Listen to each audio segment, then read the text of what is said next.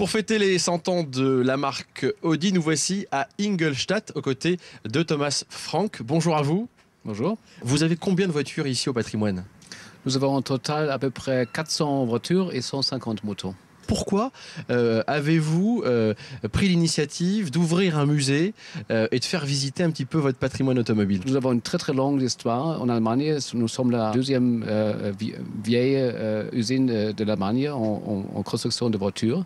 Et c'est pourquoi c'est très important de montrer son histoire au public. Comment sont-elles choisies, ces voitures? C'est difficile parce qu'on ne peut pas collectionner toutes les voitures des marques que nous avons dans notre histoire. Il fallait avoir peut-être 2000 voitures, mais il faut savoir les voitures, les moteurs, la carrosserie qui étaient importants pour notre histoire. Alors, Monsieur Frank, écoutez, merci pour votre accueil. Alors, vous nous avez sorti 3 bébés, une DKW des années 60, une Audi 100S des années 70, si je ne dis pas de bêtises, et une voiture du fin des années 80. Je vous prends les clés. Et beaucoup de plaisir avec les voitures comme ça. Écoutez, merci à vous. Et nous, on part tout de suite essayer ces 3 beautés. Alors, on est dans une DKW F93 de 1956. Ce petit moteur flottant, il est plutôt volontaire. C'est un 900 cm3, 3 cylindres, 38 chevaux. La voiture fait un peu plus de 900 kg, 915 kg.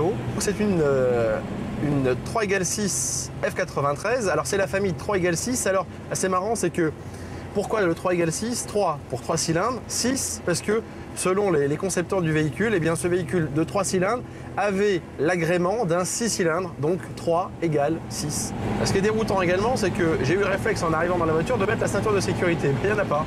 C'était pas obligatoire en 56. Vraiment, l'assise est confortable, les suspensions sont pas désagréables, la direction est sympa.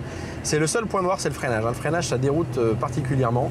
Là, on apprend vraiment à anticiper et à garder ses bonnes distances de sécurité. On change d'ambiance, on est à bord d'une Audi 100S de 1973 et c'est parti. Alors il y a seulement 15 ans d'écart parce que l'Audi 100S a commencé à être produite en 70 et la petite DKV qu'on vient d'essayer, c'était 55-56, donc 15 ans. Et vraiment, en 15 ans, là c'est hallucinant la différence qu'il y a. On est dans une voiture qu'on peut considérer de moderne. Il y a du frein. Ah oui, j'ai appuyé comme si j'étais dans la DKV et j'ai failli passer de l'autre côté du pare-brise. Alors c'est vraiment typique. Les plaquages en bois ou en faux bois sur la planche de bord, là c'est du vrai bois je pense. Sur les baguettes latérales. Compteur hyper lisible. C'est une voiture d'aujourd'hui. Alors le prix de cette voiture, quand elle est sortie en 70, c'était à peu près un peu plus de 14 000 marques de l'époque, 14 400 marques, ce qui faisait 47 000 francs. Allez, troisième et dernier essai, on part avec cette Audi Quattro Turbo. C'est une voiture mythique des années 80.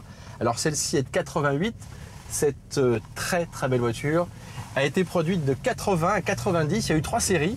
Là, on a la chance d'être dans une série 2, donc c'est un 5 cylindres, le fameux 5 cylindres Audi Turbo. Les dernières faisaient 220 chevaux, les premières versions et la seconde font 200 chevaux.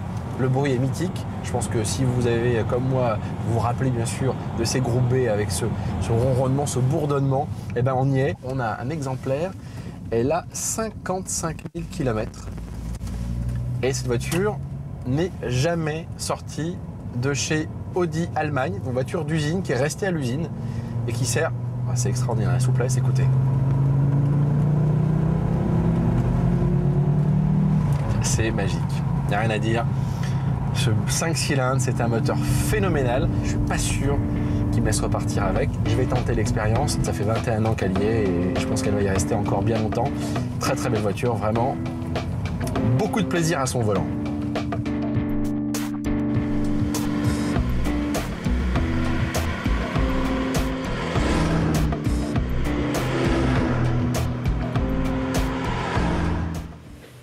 Et de retour sur le plateau de Direct Auto, on est un petit peu comme des enfants quand on essaie ce genre de véhicule. La passion prend le pas bien souvent.